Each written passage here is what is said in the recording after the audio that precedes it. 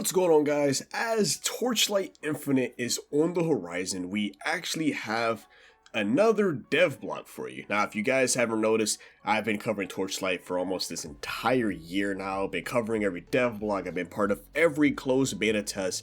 And actually, speaking of closed beta tests, we actually have a closed beta test 3 that is going to be coming out in the next week or so. So definitely keep up to date on that. And of course, by subscribing to the channel, I'll make sure you guys are up to date on that as well. And as well as there will be an open beta test in October. So like I said, keep up with the channel. I'll make sure you guys get that ooey gooey greatness of an ARPG greatness, honestly. Torchlight Infinite is probably by far one of my favorite ARPGs I've played so far. And it is coming out on PC and mobile. Gotta love it. But today I want to cover dev blog number 20, which is basically discussing some tweaks and refines of the skill system, and of course the arrival of a brand new system, which is the precise skills, which is actually quite new to me, so we're going to be learning it together. So I am currently on TapTap's website looking at the dev blog, and let's just jump right into it. So they said the skill adjustments and additions. So they have made adjustments to 20 skills. Over 20 skills, actually. They were mostly balancing the adjustments, so they would just skip past them and focus on new skills instead. So they have added 4 active skills and 8 support skills to the open beta. It may not sound like a lot, but every new active skill can be used together with many other existing designs to create a brand new battle style. So Savage Charge, Ring of Blades, Icebound, Laser Beam are 3 newly added active channel skills. So Savage Charge allows movement while channeling and deals great damage when unleashed. Savage Charge is simultaneously a Demolisher skill and gains buff from channeled stacks and Demolisher charges. And Ring of Blades creates multiple projectiles that circle around the character and inflicts area damage to most monsters at a high frequency once channel stacks are at a maximum. Which I would try to have the actual skills on screen a little bit more blown up for you guys, as I'm currently seeing it here. But from what I'm looking at, just the initial GIF here, is that it's stacking up an insane amount of damage, like over 200 or so K. Oh my god, it looks pretty good. And that's one thing that I can say I do like about Torchlight Infinite, is just like the amount of different ways you can have things work out. Like, you can build almost over hundreds or even maybe up to probably thousands of different builds with each class. Like, every class brings a new way to the game, like a new area to the game, and it just fits perfectly fine. But then once you start letting your creativity play into it, then you get an entire new build from the original point of this character. So then we jump further into the next channel skill, which is the Icebound Laser Beam, which unleashes multiple projectiles that hit enemies at the end of the laser when channel stacks are at a maximum. These projectiles can deal damage simultaneously and possess a shotgun effect.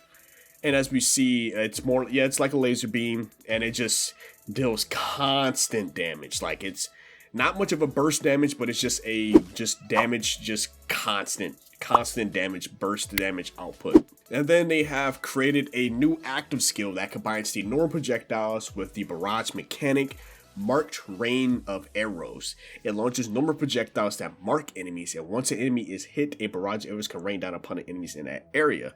And then of course we have no doubt that the various combination of mechanics provided by these skills will open up even more possibilities for your builds. And then we move on to the support skills, which, for some of you that don't know, the game basically has 5 active skills that your character can use, and you get a couple other support skills for those active skills, and you also get 4 actual passive skills that you can literally have as your support. So it's a lot of implementing a lot of pressure into what you want to do, and it can definitely seem a bit overwhelming for a new player. Especially, it gives me reminds me of Path of Exile, how overwhelming it can get. And after me playing through both closed beta tests and about to play the 3rd closed beta test for you guys, I can tell you just real quick, this game can get overwhelming, so definitely be prepared if you do end up getting inside of the closed beta test.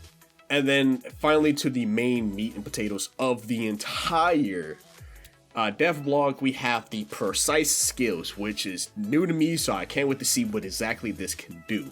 And Tony's developed and improved old school components by modifying their circuits giving birth to the precise passive skill components that have better stats. They cannot be obtained from the skill shop and are only available in forms of drops from the Netherrealm in the later game. So implementing newer stuff at the end game, like that's gotta love it.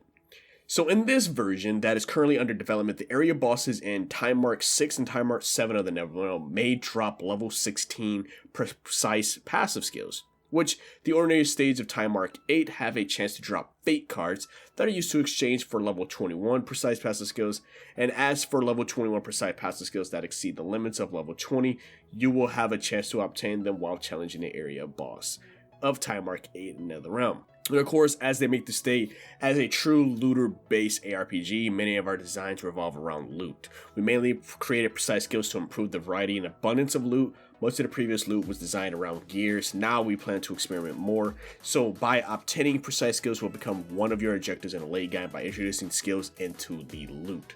Which is pretty much, that is it for Dev Block 20. And it makes me even more excited for this game to have its full official release. It's, oh my god, it's amazing. So let's recap. There's 4 active skills and there's 8 support skills that will be coming to the open beta, and they already made readjustments to over 20 existing skills. And we have Ring of Blades, Icebound laser as well, and of course the new barrage mechanic being added to the game as well. And they're just pumping out content left and right and just trying to make this the best thing possible. And of course, if you guys want to check out any other Torchlight Infinite content, then please check out the playlist. I will have it at the end of the video, and I will have a card in the top right hand corner as well to point to any one of mine. I've been covering much Torchlight Infinite, so if you guys want to get hyped with me, and or if you're new to Torchlight Infinite, then definitely please check out that playlist. Like I said, I'll have it at the end of the video and a card in the top right. Please make sure to subscribe if you want to keep up with Torchlight Infinite content. And as always, it's been your host, KSDTV, here at Chaotic Game, signing out. Peace. Manifest, I don't sleep, that's so weak, don't plan to rest. I'm from a hood where you die if you don't pack a vest. No culinary degrees, but whipping crack the best. Chefing, hard times taught lessons. Praying every night to pull up in park Benzes. What's my home is what you call trenches. You wouldn't last a day seeing life through all lenses. It's all tension, no sun, and rain and plenty. Full-time job, still can never make a penny. I ain't